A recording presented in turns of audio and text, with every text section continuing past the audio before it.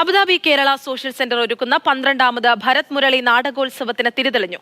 Creative cloud UAE Al Ain അവതരിപ്പിച്ച സോർബയാണ് ഒന്നാം ദിനം അരങ്ങേറിയത്.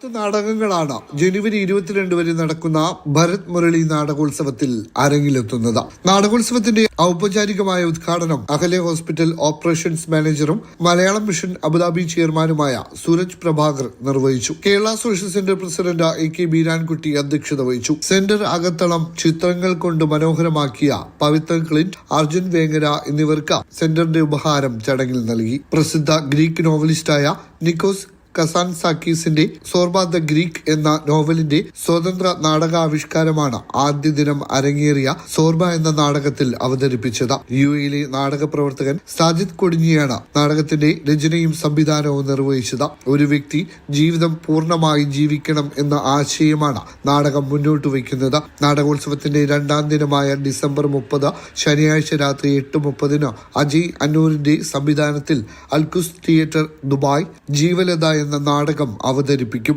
Mathrubhumi news, Abu Dhabi.